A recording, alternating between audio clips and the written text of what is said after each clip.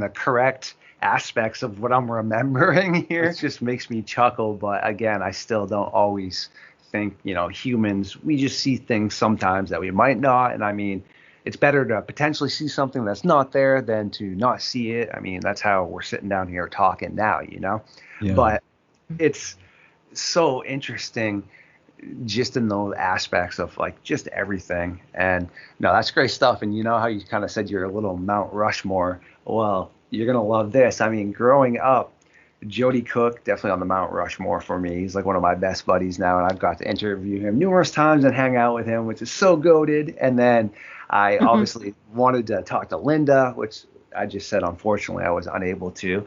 And then same thing, Monster Quest, huge fan of that growing up. And then wait a second, I get to text Doug Highcheck, and he's supposed to come sit down with me at some point. And I'm like, whoa, wait a second, super cool. And then fast forward, well, I wanted to always sit down and chill with Small Town Monsters because I always thought y'all were rolling out great things. Well, I link up with y'all, and then like Jessica Jones, just all these people that I always was like, wait a second.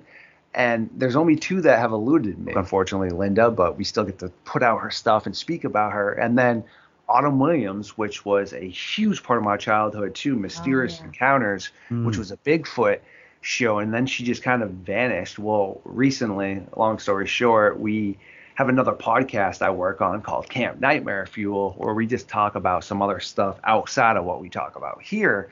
And our pilot episode was about more or less giving her the voice back that she deserved with evidence that people never mention her name on, like vocalizations. And more or less, we were able to track her down. And even if she never wants to come like on a podcast again and talk about this stuff, she knows that she's like appreciated and loved and things like that. And that's cool, man. Yeah, because she was kind of bullied out of stuff back in the day. So like you both just said, it's just really important, to give people credit, but also just, make sure you're presenting proper things, Yeah. And on Linda Godfrey, too, I almost forgot to mention this. Eli Watson, for his show Mysteries and Monsters, which is also on our YouTube, episode 8 or 9, I can't remember which, but it was called Werewolves of the North Woods.